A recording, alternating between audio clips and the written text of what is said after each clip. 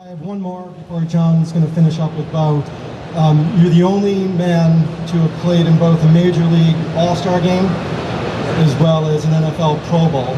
And I believe it was in 1989 in the MLB All-Star game, you did something that only one other baseball player had ever done in an All-Star game, and that was hit a home run and steal a base.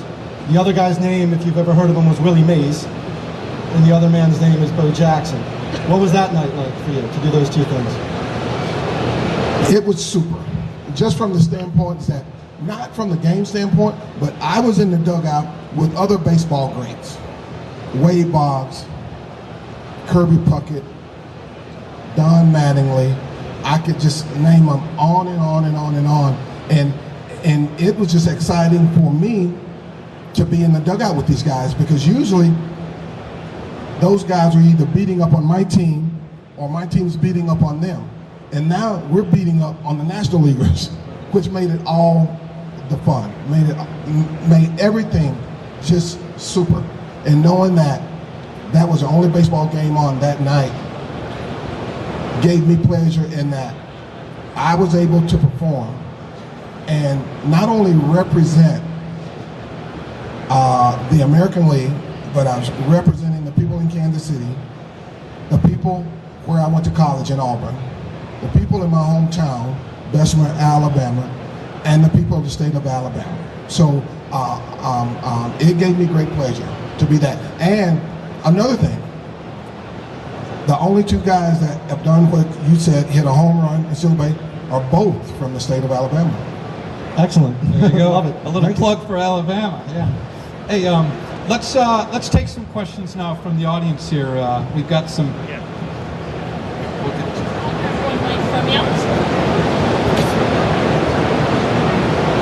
She took his mic. Any questions? Any questions in the audience? If you got a question, please raise your hand. Okay, thank you. Good day. Nobody have questions? Don't be shy. This gentleman over here.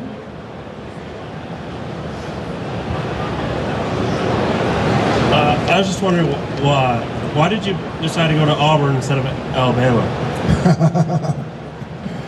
The reason I decided to go, growing up, my cousin was a staunch Alabama fan. Still is to this day. I never watched sports. I never watched football, baseball, basketball, and I don't till this day. But he was an Alabama fan, so I became an Alabama fan myself. And I was an Alabama fan up until mid-baseball season of my senior year in high school. After football season, when all the football coaches are doing their recruiting, I came home one afternoon from a baseball game, walked in the front door, and I noticed a white guy sitting at the dining room table with my mom having coffee. I went downstairs to wash my baseball uniform, and the coach came down and he talked to me. He said, "Bo, my name's Ken Donahue. I'm the defensive coordinator from the University of Alabama." I'm like, man. And he said, "Coach Bryant sent me here to talk to you." And we talked for a couple of minutes, and then he said this. He said, "We want you in Tuscaloosa, but personally, I don't think you're gonna get a chance to play until the end of your sophomore year or the beginning of your junior season." And I looked at him and smiled. But up here, I was saying, "You gotta be out of your damn mind if you think I'm gonna sit on somebody's bench for that long." This is a true story. 3 or 4 days later, I walk in the door again, go wash my uniform. 2 white guys sitting at the table with my mom. I spoke, went downstairs. The guy came downstairs, and his name was Pat Dot. He said, "Bo, I'm gonna be honest with you." He said, "This is my second year at Auburn. Our running back, so we ran out of the wishbone." He said, "We got one set of running backs. We got a fullback that's 5'9", 310 pounds. One halfback is 5'6", 155 pounds wet. And our other halfback is 6'6", 180 pounds, who was a converted split end." He said, "We don't have any backs. So our job this year is to recruit as many running backs as possible. I'm going to tell you, like I've told everybody else that I visited, that I'm going to give you every opportunity on the planet to be the starting running back come opening day if you come to Auburn."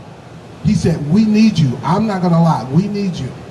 And he said, will you consider coming to Auburn? I didn't know where Auburn was. I said, yes, sir, I'm coming to Auburn. The rest is history. Now, I can tell you this, that defensive coordinator from Tuscaloosa told me, we know that you're only interested in Auburn also. So if you were to go to Auburn, Auburn hasn't beat Alabama since Pat Sullivan won the Heisman Trophy, 1972.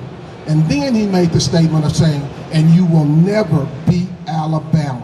Guess who scored the winning touchdown the next year? It's a great story.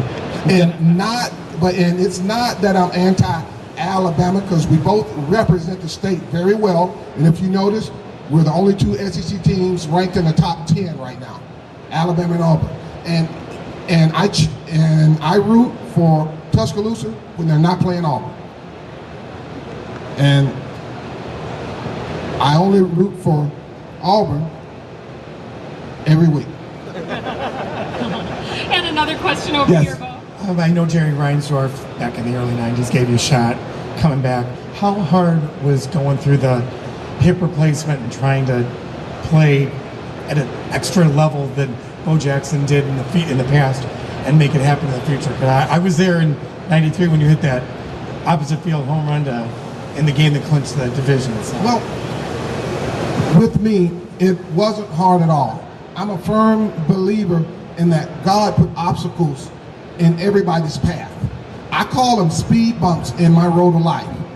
And if you're able to slow down and get over those speed bumps and go on down the road, everything's a piece of cake. Everything's a piece of cake. So my injury, people say, oh man, I wish you hadn't have gotten hurt. I wish this and that. I would have loved to see. I never got into sports to make it to the Hall of Fame. I'm being totally honest with you. I got into sports because somebody wanted to give me a truckload of money to run up and down the field. And I've been doing that all my life. I know how to run. I can still run now. Not as fast as I do. And the only time I run now is when my wife's pissed off at me. Got to run to the store to get this. I got to run here to do that. And so forth and so on. But that's how I view my injury. It was more of a blessing than a curse for me, because now, instead of being somebody's employee, I'm an employer, and I'm on my own schedule, and that's very, very nice. And one more question. Hi, Bo. Earlier you mentioned how you have a sports complex within 30 minutes from here. Could you please tell me where it's located? It's located in Lockport, Illinois. That's off of the new 355 exchange. There's only one toll booth on that new 355 between I-55 and I-80. And my sports complex sits right at the toll booth. The exits are off of 159th Street and Galga Road, if I'm not mistaken. You're welcome. Okay. All right. Well, everyone, if you would like to have a photo with Mr. Jackson, we're going to take a minute break here, and we're going to set up a backdrop. So we'll form a line to get a photo session. And I think the theme from today, when I think about it, for Graph Expo 2010 should be nothing will stand in the way of progress in our industry. And so we're all going to hope you have a fantastic graph. And thank you for joining us here today. Thank you for having me. Y'all have a nice day.